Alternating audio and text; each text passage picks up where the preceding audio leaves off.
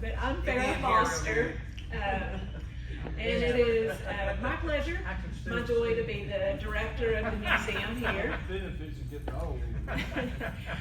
But I would like to introduce you to Thomas Leslie, who I'm calling the great promoter of the Grand Prairie. And just to give you a little context of the times, in the mid-1850s, mid-1800s, prior to the Civil War, most of the population in Arkansas County was centered around Arkansas Post. But in the early 1850s, the Quorum Court decided that that place was a little too remote to be the county seat. And so that's when we start seeing development away from the post. And they laid out what we now know as DeWitt, and they moved the county seat to DeWitt in 1855. And within a year, we welcome a new resident of Arkansas named Robert Hamilton Crockett. So Colonel Crockett was the eldest grandson of Davy Crockett. He and his wife Mary left Memphis, Tennessee, and settled in Crockett's Buff. Now, Colonel Crockett was born in February of 1832 in Paris, Tennessee. He was an attorney, and he's quoted as saying he hunted for a living and practiced law for pleasure. So you can tell he was a little bit of a character as well. He was also known as the champion storyteller of the South. So that kind of comes into play a little more in the story, that of Arkansas, he actually wrote, "The woods and prairies were full of game and rivers. Lakes and bayous were alive with the finest fish in the world. And of the settlers, he notes that even the most well-to-do lived in log cabins with few comforts and no luxuries. Many of them were well-educated and refined in manner and language, yet seemed to take pride in roughing it pioneer styles." That kind of gives you a picture of the kind of people that were coming to Arkansas at that time.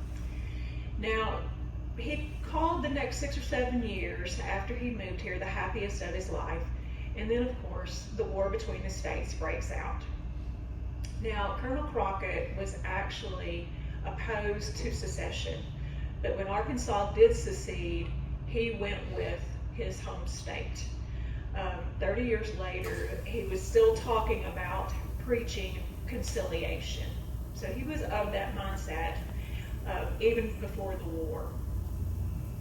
But also to give you a little context too, the population of Arkansas County itself in 1860 was less than 4,000 people, but by 1870 it had more than doubled. So immediately after the war, we start seeing an influx of people. But by 1880 it had slid backwards by a couple of hundred. And then we start to see growth again. So by 1890, we have over 11,000, and then by 1900, we have just under 13,000 people in the county. But at this point, we meet our friend Thomas Leslie. So he was only 4 years younger than Crockett in 1836 in a small community in Fulton County, Illinois, called Ipapa.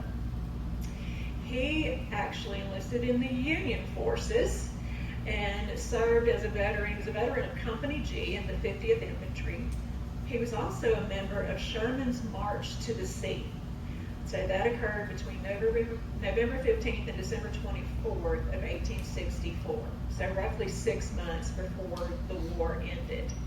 Somewhere in that time period, he was injured, became disabled, and he served as a hospital steward until the war was over. But during the war, interestingly enough, he marries a woman named Jenny Nancy Landis from Genesee, New York. And they collectively have 6 children. Those 6 children are Charles Kendall Leslie, Edwin Thurston Leslie, Henry Horace Leslie. Some records call her Anna Martha Leslie, some call her Martha Anna. So I'm not entirely sure which way that goes. Edna Dorcas Leslie, and Frank Leslie. So about 15 years after the conclusion of the war, at age 45, Thomas Leslie and his wife moved their family to the Grand Prairie of Arkansas. So So there's an article written for the Grand Prairie Historical Society by a gentleman named John Cover, who we just lost within the past year, brilliant historian. But he writes, around 1881, a group of pioneer-spirited men and women from Illinois began to settle the area where we gather today. They followed a fruit farmer and nursery stock owner named Thomas Leslie to this beautiful prairie land. Leslie, his parents, and sibling families, along with the George Place family, note that name, laid claim to the tall prairie grasses surrounding Gillette today. Others soon followed, and a community of fruit farmers, stockmen, fishermen, loggers, and merchants developed what became known as Leslie Center. So when they moved from Illinois, Leslie is accompanied by his parents, Luther and Dorcas Leslie, as well as two siblings, his brother, Henry G. Leslie, and his sister, Marion Leslie Strode. Marion was married to Albert Holmes Strode. He went by the name Bert. Coincidentally, there was another sister named Emma. Emma and Marion were to have been married to brothers, Bert and Will Strode, in a double ring ceremony. However, Emma unfortunately passed away just prior to the wedding. In an article in the Historical Society titled Home Seekers, it says some settlers of the South Arkansas County, the Leslies, the Strodes, the Seavers, the Places, the Walkers, and the Deals, had all settled on the east coast of the United States and then later moved inland together to Illinois, and then all came to Arkansas County together as well. And you'll see those names throughout this presentation. So the Strode's son, Thomas, gave an interview, and he said the group traveled from Fulton County by train to Carlisle, Arkansas, and then they traveled by horse and wagon to what we now call Gillette. His recollection notes 6 or 7 families total in the area, and there were at this time no houses or buildings in what we now call Stuttgart in 1881. But around 1883, 2 years later, we began to see the official beginning of what was called at that time Leslie Center. So there's another quote that says the Leslies as a family were of progressive nature and were promoters in addition to their fruit farming avocation. They shortly became a driving force in the new community, becoming town leaders and establishing themselves at the forefront of the business community. And we should note that the community was actually started on Henry Leslie's land. He donated 40 acres for the founding of Leslie Center, or what we now call Gillette. So we don't know exactly when Robert Crockett and Thomas Leslie joined forces. And there is some speculation that there was a connection to another Leslie family member. His name was Samuel Leslie, who lived in Crockett's Bluff and whose wife was related to Robert Crockett's wife. I have not been able to narrow that down, but it's possible that that's how they met. But we do have evidence by 1886 that they were collectively promoting the Grand Prairie, and in particular Stuttgart. So in April of 1886, we see an article where they are visiting the governor of Arkansas. And the article says, Thomas H. Leslie of Stanley, Arkansas, which is kind of where that area was at the time down around Gillette, visited our city today to consult Governor S.F. Hughes concerning a projected trip to Illinois, the home state of Mr. Leslie. He will be accompanied by our Colonel Robert H. Crockett, who is booked for several lectures, subject, the Old and New South contrasted. So we see at that point, obviously Colonel Crockett is already preaching conciliation. Similarly, Robert Crockett, who coincidentally also owned his own newspaper, penned an article titled Arkansas for the Stuttgart Free Press. I'm assuming this was written in about the late 1890s. It says, 12 years ago, in the company of T.H. Leslie, I went to central Illinois in the interest of immigration to the Grand Prairie. We succeeded in getting up the first excursion, numbering 15 to 20 men. They were from Fulton County, and having heard blood-curdling stories of lawlessness in Arkansas, Their preparation for the desperate adventure was amusing to Leslie and I. Every man insured his life, made his will, some, and he puts it in quotes, got religion. All of them bought 6 shooters and placed them right on tops in their grips so as to be handy in case of emergency. After they had been here 1 week, the pistols were put at the bottom with clothes on them. Several of these parties bought homes, and it was the beginning of the immigration to the Grand Prairie. So we have evidence that the two of them were working together, and they were going back to Leslie's home state to convince people to move here. So a year later, we see the Leslie family leave Leslie Center and move to Stuttgart. And we have an article in Arkansas Reporter that says a tribute was paid to Mrs. Thomas Leslie. She is preparing to move to Stuttgart. Mr. and Mrs. Leslie and their children, who had come from Illinois in 1881, along with Leslie's parents, brother, and sister, all moved to Stuttgart. And it goes on to say, Leslie may have decided that the county could not grow until there was better transportation than that afforded by steamboats and wagon and team, and that Stuttgart was the place to begin. The family's move to the north end of the county was to have a long-lasting effect on the history of Arkansas County. So prophetic. Yet this is also where we begin to see things get a little bit spicy. So, a little context also, Thomas Leslie went to the Goldman community first and tried to convince them that he could help them sell land. And they said, no, thank you. Anybody know where the town hall of Goldman is today? Nowhere.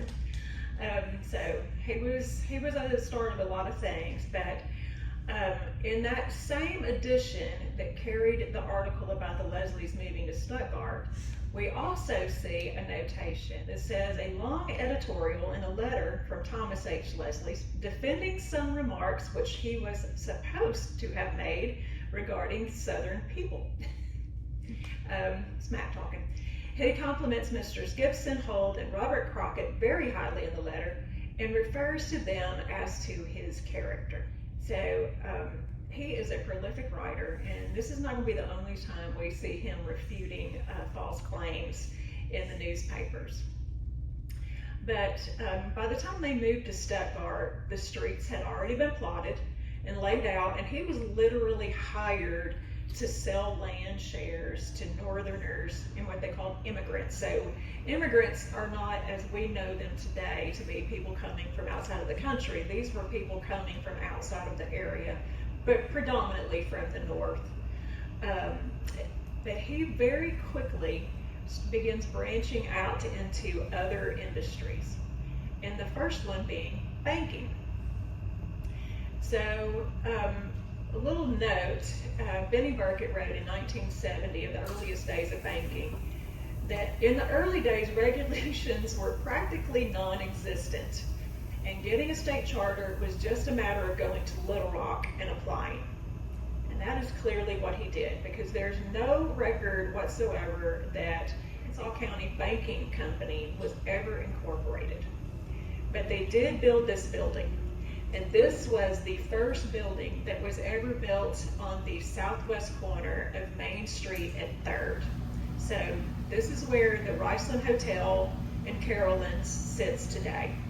And it's hard to see from this picture, but I'm gonna lean in here a little bit. This area right here, it was called the Malaby Hotel. Took me a while to figure out, there was a lot of articles about the Malaby. Took a while to figure out that it was actually a hotel. In the middle is another hotel called the Metropolitan. And then on this end of the building is the Arkansas County Banking Company. Later on, and there's some conflicting stories about this, but the next photo was taken in 1882, excuse me. And on the far left of that photo is Thomas Leslie's oldest son, C.K. Leslie. And on the far right in the cage is his grandson, Charles Leslie Jr.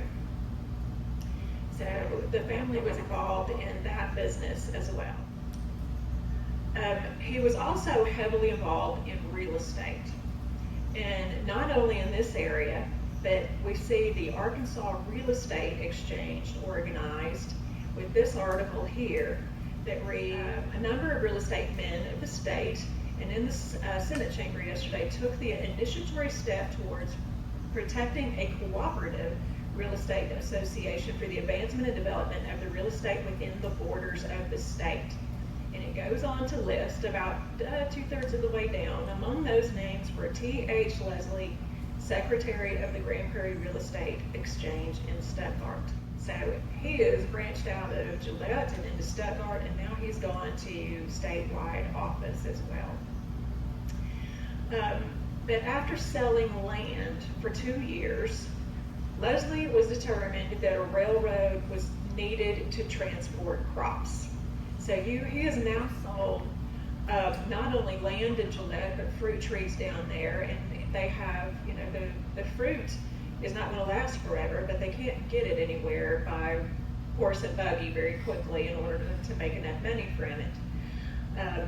Sybil Hightower wrote an article that's called Some Men and Their Railroads. And she notes why other people would have been interested in railroad construction, but as she says, but whatever gave Thomas Leslie the idea of building a railroad in Arkansas County? It was certainly an ambitious idea for a man who in 1883 was scratching out a living on a dry cotton farm in the south end of Arkansas County and hosting and attending dances in his and his neighbors' homes in the evenings. To supplement a farm income, he was selling fruit trees, and as his father had done in their former home in Illinois. But he was not just selling trees, he was promoting fruit orchards by offering to give a second 5-acre plot of land to farmers who would buy and plant a 5-acre orchard. Fruit in the amount expected from large orchards would require a means of getting it to a better market, and then could be reached by horse and wagon, and perhaps this is what set Leslie to thinking about the means of transportation for himself, his neighbors, and the whole county. It says, then too, he may have felt responsible for the economy of the county, since he is the one who had encouraged all his Illinois neighbors to migrate to Arkansas County. If he had promised them paradise, the least he could do was give them a railroad. And with that, just a few months later, in November of 1888, we see the incorporation of the Stuttgart and Arkansas River Road Railroad. So he was determined to get a rail line built from Stuttgart to Leslie Center.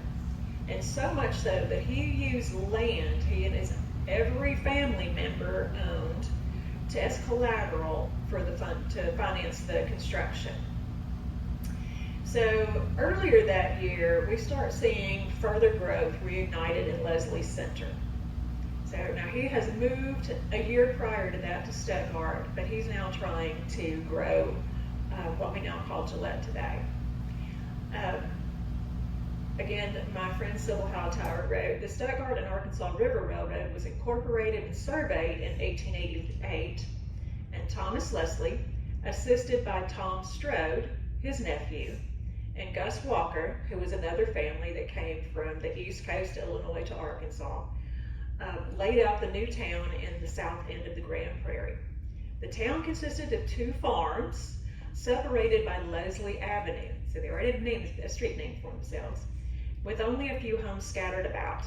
But there would be no incentive for business to locate there until some indication that a railroad would reach the site. This indication came with the beginning of the work on the bed in November of 1891. So Gus Walker left a number of diaries, and we find out some details in there, but he tells us in January of 1881 that Thomas Leslie was to lay off the new town on January 3rd. He did lay it off on January 4th. He finished on January 5th. And then if you drop down a few lines, on April 3rd, he says, Stuttgart on a boom, long drive, roads bad. So he gives even more credence as to why they need transportation to Stuttgart. But at this point is where we begin to see Leslie really shine with his marketing promotions. He wrote this article in the Arkansas Traveler, and it said real estate in the vicinity of this thriving point on the Grand Prairie in Arkansas County has been very active during the past few weeks. Mr. T.H. Leslie, Secretary of the Grand Prairie Real Estate Exchange, writes February 26 as follows to the Traveler. And he goes on to list the purchases that are being made. So he's trying to encourage people and telling folks that Mr. Wren of Missouri just purchased 12 lots. Mr. Webb of Illinois purchased 24 lots. They're going to build residences for themselves, and as well as a number of other houses. He lists prominent people, Dr. Porter, who has bought the Malibu residence, Dr. Barnes, etc., etc. He goes on to say, to mention the sales of land to farmers and horticulturalists would be too tedious. Home seekers come on every train. 27 arrived last night. Business is brisk and everyone is happy. And then he closes, he says, by the by, Mr. J.J. Thomas, who photographed the views for your cuts, so their newspaper, has now located in Stuttgart permanently. So he is really tooting the horn, and he's doing a masterful job. Again, from Gus Walker's diary, we see a few notes about what's going on in Stuttgart that year. November 22nd, he says he spent the day in Stuttgart, and that's the day that the railroad was incorporated. On December 1st, he actually moves in with the Leslie family. And then on December 2nd, Luther Leslie, Thomas Leslie, W.D. Collier, and Mr. Walker walked over to the new addition to Stuttgart. It is immense. So that kind of gives you an idea. There's a lot of growth going on here. And so not only is the growth of Stuttgart happening, but the press coverage is picking up as well. And really and truly, it's more like public relations than it is about the newspapers actually reporting what's going on. Again, I credit all of this to him, but on November 24th of 1888 in the Daily Arkansas Gazette, we see an article that said, and it starts off like the Gazette is actually writing this. And they say W.F. Durrell, who is probably doing as much toward the development of Arkansas as any man in the state, was seen yesterday by a Gazette man. Yes, sir, I think Stuttgart will be a large place for an interior town, and I know Arkansas County is receiving the heaviest immigration of any county in the state except Pulaski.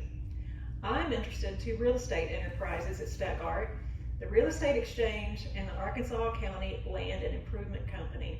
Mr. T.H. Leslie manages both. And Mr. Durrell, supposedly, goes on to list a number of other things. He says that he's succeeded in establishing a little bank. Well, Mr. Durrell was the president of Arkansas County Banking Company, which is Mr. Leslie's bank. They talk about where the people are coming from, and they say, yes, the soil is excellent. The prairies are large and beautiful. I know one man there who in the past season netted $650 on 1.5 acres of strawberries. Have we any railroads? Yes. The Cotton Belt route, excellent chances of getting the Kansas City, Arkansas, New Orleans route. And then we've just filed a charter for the Stuttgart and Arkansas River Railroad. But my favorite is his close. He says, we are 33 miles from Pine Bluff, 35 miles from Brinkley. Come and see us, and we will show you a progressive new child of Arkansas enterprise. I'm just loving this guy, as you can tell.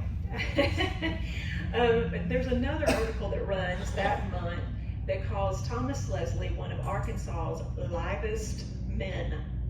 I do believe they were correct. So 1888 closes and 1889 begins, and Stuttgart is rapidly growing.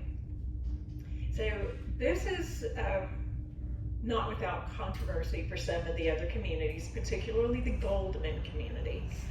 On March 13th of that year, an article that is titled The Prairie Queen, and it says, there was at this place several years ago a post office and 2 or 3 little stores within a radius of a half mile. But not until 3 years ago, was there anything here to indicate Stuttgart would ever be anything more than an ordinary little crossroad town. Further down in the article, it talks about Leslie moving there in 1881, and it says it was not until the spring of 1887 when Mr. L. located in the city that our little city, the Queen of the Prairie, gave evidence of becoming a city noted for its commercial and educational enterprise. And it goes on to list several real estate firms, Arkansas County Banking Company, numerous lumber yards, retailers, grocers, general mercantile providers, restaurants, boot retailers, wagon manufacturers, dressmakers, millineries, on and on and on. And the final paragraph reads, in January, the Journal published a list of improvements here for the year 1888, the total of which was $86,110. That would be the equivalent of about just under $3 billion today. So, a lot happening here. It says no less than 20 dwellings are under construction. Stuttgart now has a population of near 1,000 and is growing rapidly.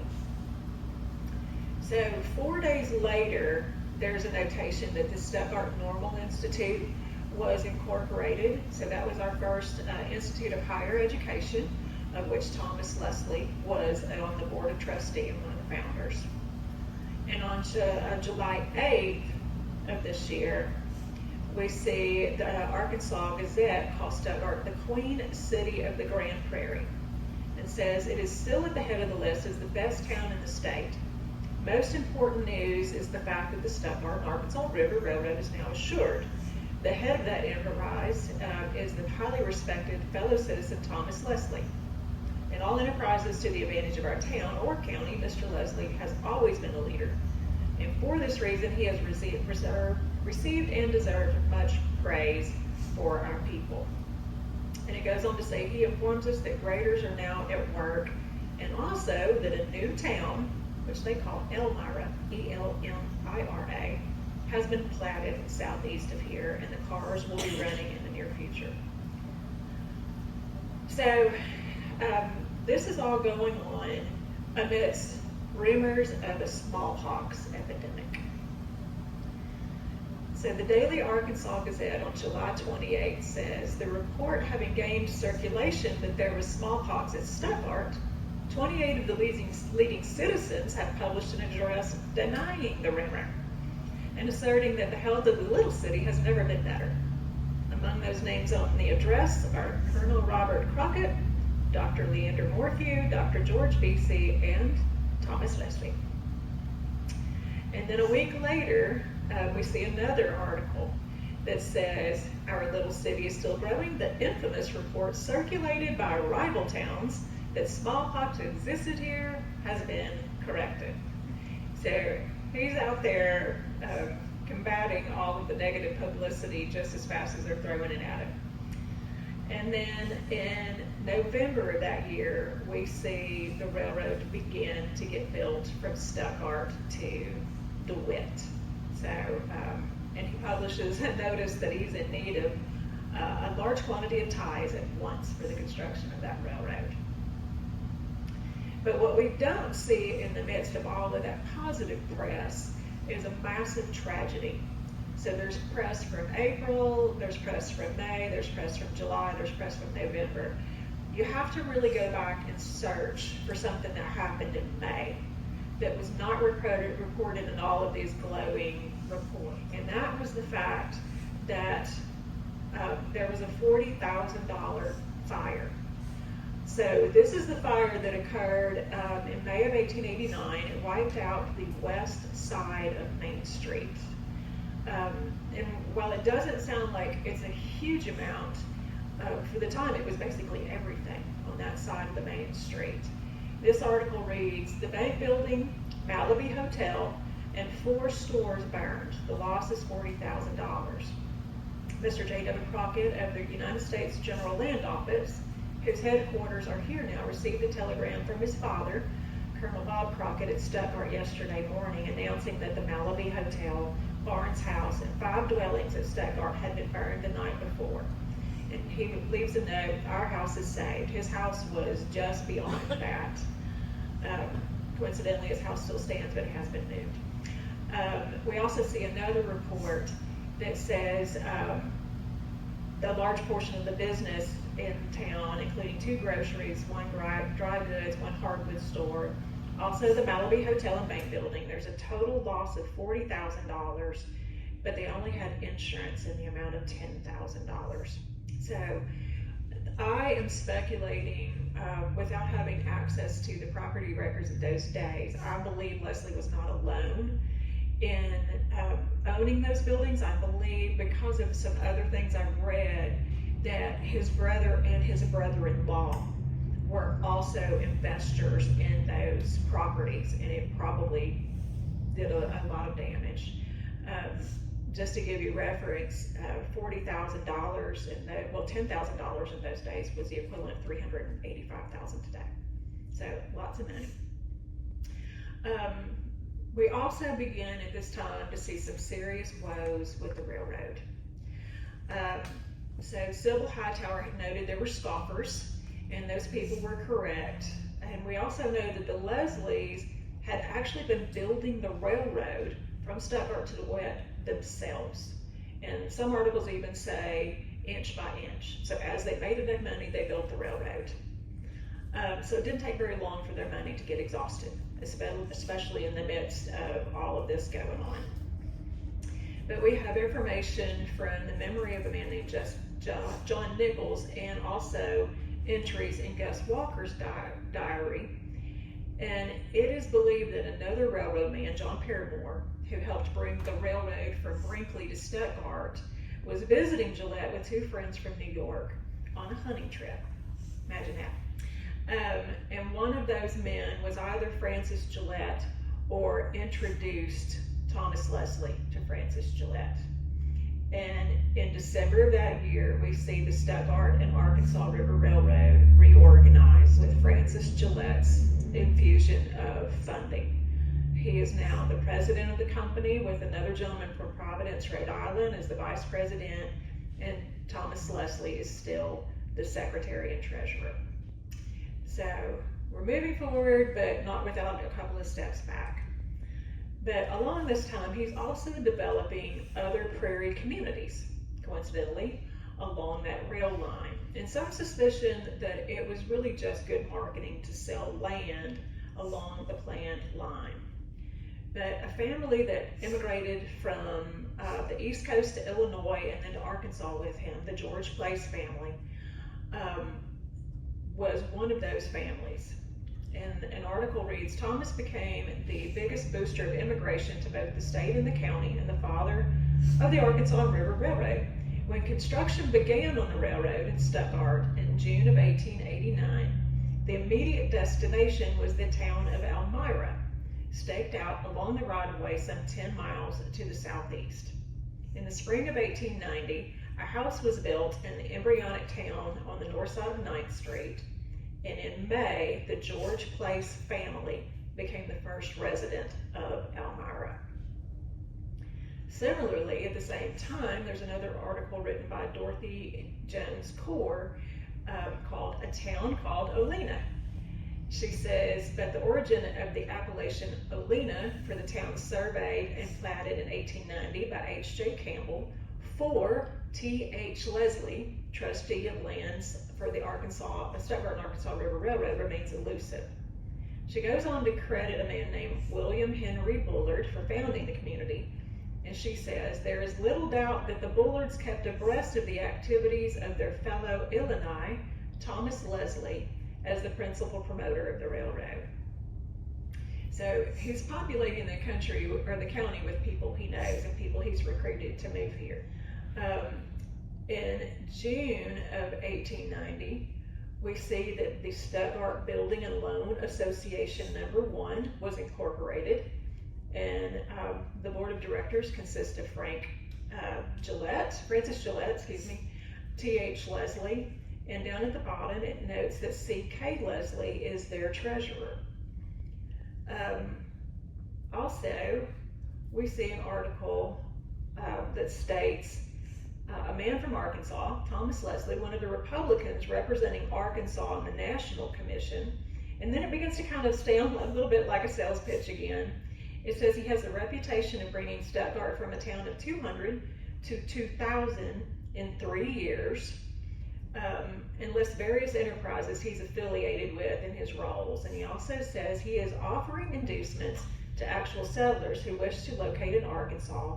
He has laid off a beautiful town called Ullum.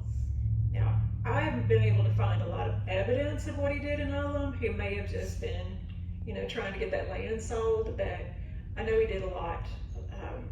That wouldn't have made as much sense because that is not on the same rail line. It's on a rail line, but on a different rail line. But the following year, in 1891, in January, we finally see the first section of the railroad from Stuttgart to DeWitt open on, I believe that's January 8th. So, hallelujah, we finally have some action. And then the following month, we see an article that says Captain T.H. Leslie and W.M. Price, who was a large landowner here as well, recently returned from Chicago and other northern cities, expressed sanguine hopes at a large immigration to the Grand Prairie in the spring. A wayfaring man can clearly discern the grand future of the Grand Prairie, with Stuttgart as the central manufacturing town, and that too at no great distant delay. And then it says, the panic caused by a scarcity of money here, but the business interest tided gracefully over, without serious embarrassment in any quarter. So we're starting to see some serious financial challenges, not only here, but throughout the country. And then in May of that year, we see Thomas Leslie and Francis Gillette going after another railroad. So they make application to be listed as the receiver of another railroad that's having financial difficulty, called the Pine Bluff and Swan Lake Railroad. It says to gain possession of the Pine Bluff and Swan Lake property would give them a valuable outlet. The contest in court promises to be quite interesting. And only a week later, they won. So they then purchase the Pine Bluff, Swan Lake, and New Orleans Railroad. And we see nothing about it ever again. Interesting. Most likely, I've got my theories, but around the same time, we see the original railroad starting work towards Leslie Center. So they're working from DeWitt to Leslie Center. And we also see him begin to form other banks. So in July, the Articles of Incorporation for the Deshay County Bank, pretty far away, but named as stockholders were both T.H. and C.K. Leslie, his oldest son. And in June, we see the Bank of DeWitt reported by the Arkansas Gazette to be DeWitt's first bank.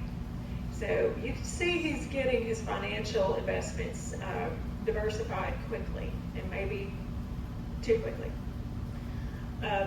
Early 1892, we see an article that says DeWitt will soon be able to boast of a bank building. Arkansas County Banking Company has the lumber on the ground and will commence to the creation of their building.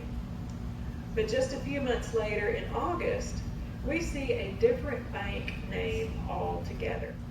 So I guess they rebranded in the middle of building. And it says, the Farmers and Traders Bank of DeWitt filed Articles of Incorporation yesterday. Included as incorporators are both T.H. and C.K. Leslie, with C.K. Leslie listed as cashier. And we should note that between the two of them, they owned 160 shares, so the majority of that bank. But as we know, great growth only comes with great risk. And unfortunately, the early 1890s were very risky financially. And Leslie and his various business interests were not immune to that instability. So just a few months after we see those banks open, in February of 1893, the Stuttgart and Arkansas River Railroad was bankrupt, and it was placed into receivership. A gentleman named Samuel Wesley Fordyce, who was also a colonel, was named as receiver on February 27th. Just a little side note, he was a banker who got into railroads when he helped finance one in Alabama. He later went on to help with the development of Hot Springs, and Fordyce, Arkansas is named after Mr. Fordyce. But 4 months later in July, we see in the Stuttgart Standard, or Southern Standard out of Arkadelphia, 2 small banks close. And they misnamed them, but it says the Arkansas State Bank of Stuttgart and the Arkansas Farmers and Traders Bank of DeWitt failed to open on the morning of the 7th. Both institutions located in Arkansas County, having a capital of 25,000 in Stuttgart and 10,000 in DeWitt. C.K. Leslie was the cashier of both. So even though the deposits didn't appear to be that large, keep in mind that $10,000 in 1893 would be $350,000 today, so they lost a lot of money. On that same newspaper page, right next to it, it notes that C.K. Leslie was actually arrested. It says, caused by bank failures, the following dispatch was sent out by Pine Bluff on the 5th. He was the cashier of the Arkansas State Bank, which failed yesterday, and he was arrested for issuing 3 pieces of the exchange on St. Louis amounting to $3,200, knowing that it wouldn't be paid. So we've hit a time of extreme trial for these folks. Whoops, I have bumped something I shouldn't have. So, but the tragedy does not stop there. So around this same time, Leslie loses 2 of the most important people in his life. His father, Luther, had been living with near both of his sons, Henry and Thomas, in Stuttgart when he died in March of 1892. And we learned through an article written by Sybil Hightower that his son Thomas took his father's body on the new rail train from Stuttgart to the track's end, adjacent to the DeWitt Cemetery, and had the burial there. So they couldn't get him all the way to Gillette, to the rest of the family. And she goes on to say, times were especially bleak around this time. Summer drought led to prairie grass fires that was immediately followed by excessive rain in the fall that finished off what crops were left. So news that the railroad had stopped was a crushing blow. In 1893 was terrible, as Mrs. Leslie died of swamp fever. So he loses his father in 1892 and his wife in 1893. But on the positive front, because this man clearly never stopped, by January of 1894, a dozen Gillette men were working on the railroad north of Gillette. So the railroad has, under the receiver, he's still the secretary of the company, but it is moving forwards towards Gillette. And we see it finally open on April 19th of 1895. So says the grand opening was hosted by the Gillette people with a picnic in the town. And just to give you a little context there too, the round trip fares, whoops, where'd it go? Sorry. You bump one thing, man, it all goes to stink. Gillette to the post, the round trip fare was $1, which would have been the equivalent of $37 today. $1.50 to DeWitt and $5 to Stuttgart with a team. So you could take your horses and go all the way to Stuttgart for $5. But again, unfortunately, tragedy befalls Leslie in 1896 when the semi-weekly graphic out of Pine Bluff announces the death of his youngest son, Frank. And it says, yesterday afternoon, a very severe accident befell conductor Frank Leslie of the Stuttgart and Arkansas River Railroad at Yoder Station, 5 miles from the city. The train had stopped, and in making a fly switch, Mr. Leslie, who had gone out to assist the brakeman, fell, and before he could get out of the way, a car ran over his right ankle. It goes on to say that they put him into the car and backed him into Stuttgart as quickly as possible, but after a week, they ended up amputating the leg, but they just couldn't save him. So he was only 22 or 23 years old when that happened. So lots of heartache going on. And then the next year, it continues. So what was termed as an unfortunate encounter occurred when Leslie had a difference of opinion with his sister's husband, Bert Strode, and Mr. Strode's meat market. It was rumored that Mr. Strode refused to extend credit to the railroad workers, and Mr. Leslie could not understand that. So Marion and Bert Strode had come to Arkansas with the whole family in 1881. Then they moved to Stuttgart in 1887 with the rest of the family. It was written that the Strode family had wanted 160 acres of land in Stuttgart, but were allowed 80 acres if they promised to build a hotel, livery stable, and saloon, which kind of leads me to believe that maybe that's where the connection with the Malaby Hotel was. But it's also interesting because Stuttgart had outlawed saloons at the time. So that would have been a departure because they were noted as being Methodist as opposed to the Lutherans who founded the community. And so there was a rift at the time between the two because the Baptists had come in and they wanted to stop the drinking. So I don't know how all of that saloon played out in there, but we do know that Bert became the Stuttgart town marshal. And his son Tom was the deputy until they found out he was too young and they took his badge away from him. But when the railroad stopped in DeWitt, they decided to go back to Gillette. But on New Year's Day of 1897, T.H. Leslie shot and killed his brother-in-law in a quarrel. So that article says Leslie is prominent in business and railroad circles, but particulars are meager. There is much excitement at Gillette, where Leslie is very popular. Now, several days later, the semi-weekly graphic out of Pine Bluff printed the story in greater depth. And we tend to get more details out of that paper than we do out of the state paper out of Little Rock. But it says, yesterday evening occurred a quarrel between Captain T.H. Leslie, his son Henry, who was actually only 20 years old at the time, and A.H. Strode in the latter's store. Young Leslie started towards Strode with a stick of lumber. Strode retreated into the building when the elder Leslie pulled a revolver and fired 3 shots. The first one striking Strode in the shoulder, passing into the body and severing a large artery. Death resulted in moments. Captain Leslie is under arrest and the son will be held as an accessory. Great excitement prevails as the parties are prominent. In fact, the captain has been very prominent in business circles in Gillette, Stuttgart, and all around the railroad. He's admired for his perseverance and his unfortunate trouble is sadly lamented. Mr. Strode was a man who had no known enemies, and his death is mourned. It goes on to say that Leslie and Strode married sisters. We know that's not accurate, but it said there had been bad blood between them for years. So we don't know exactly what happened, but we do know that Leslie was indicted for murder in April.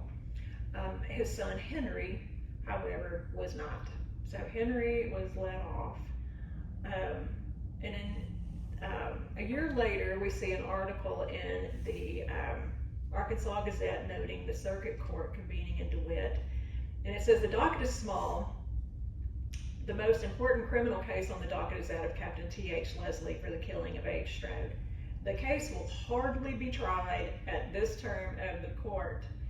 So, too big of a deal for them to try at that time.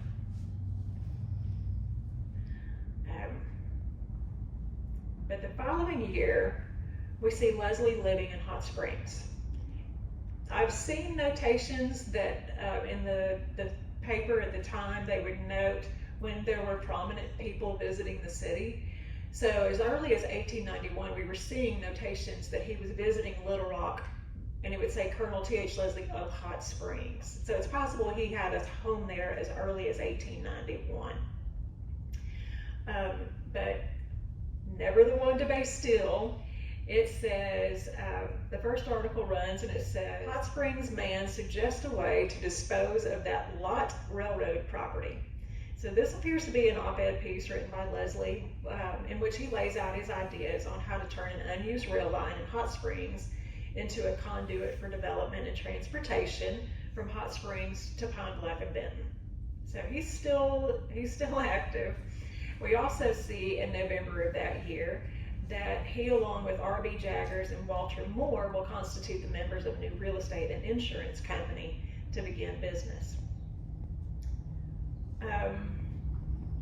And then in December of that year, We see he's working on a scheme, is what they call it, to secure the location of a National Soldiers' Home in Hot Springs.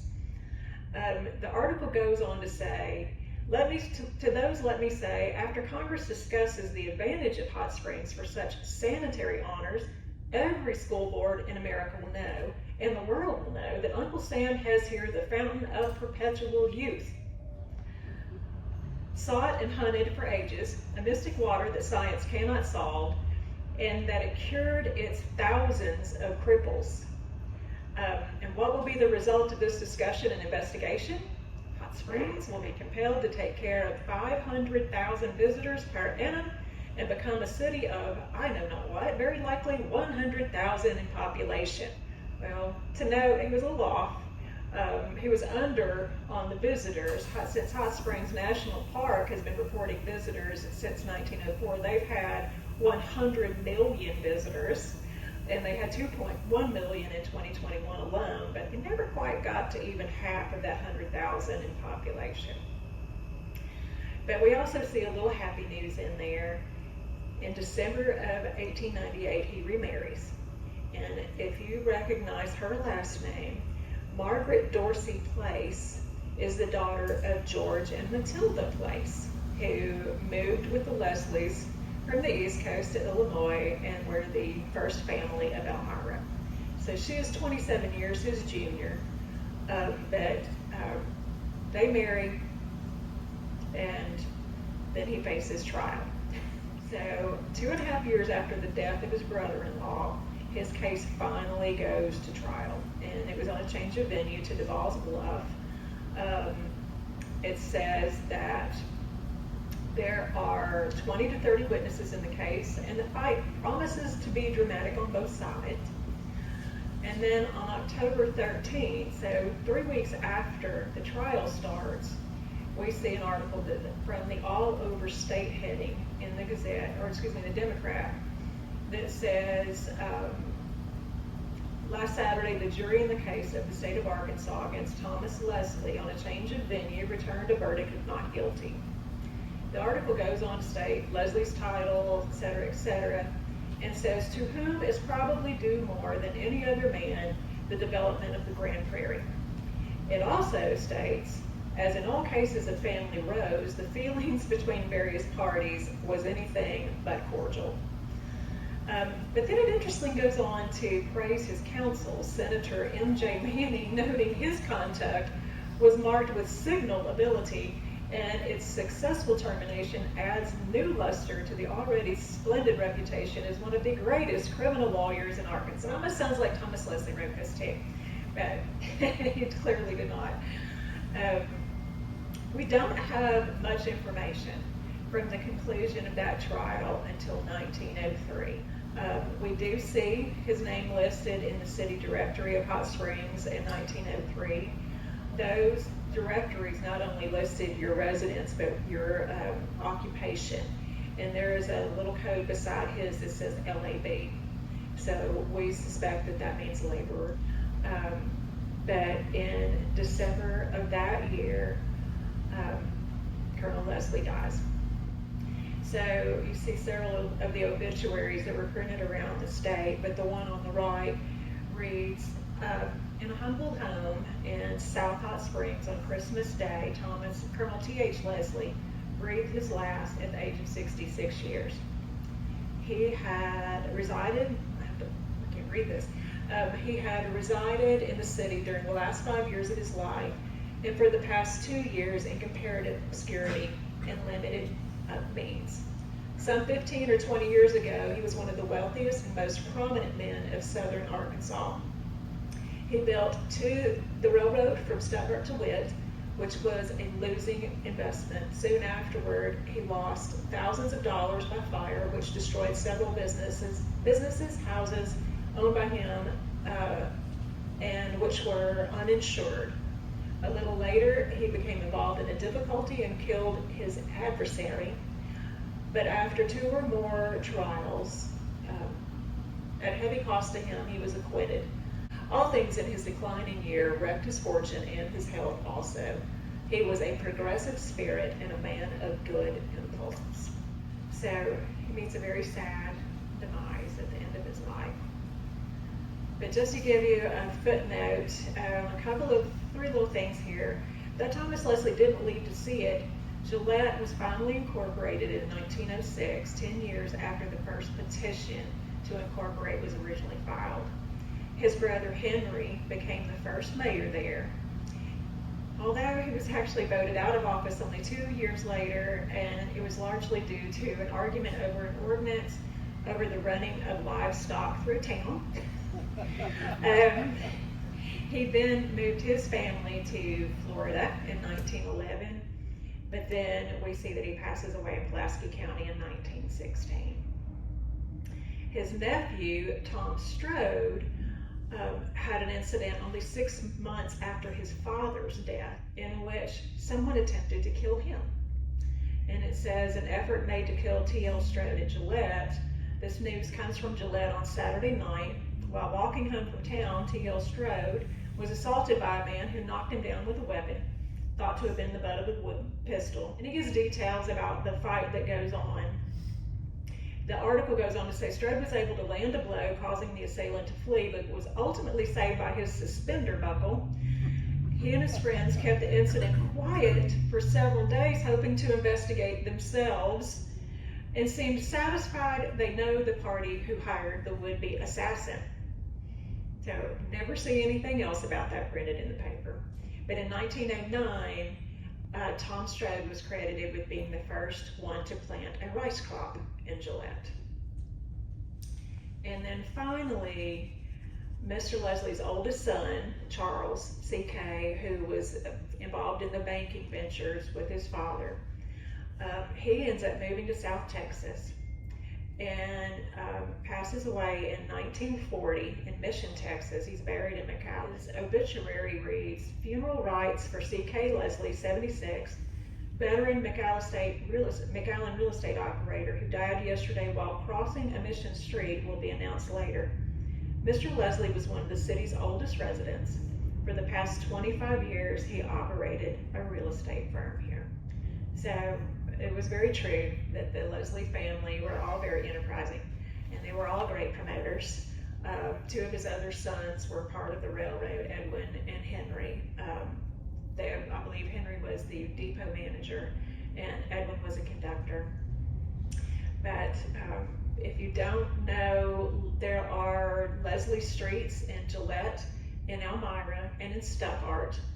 And also in Stuttgart, there are streets named Anna for his daughter, and Rose for Henry's daughter, his niece.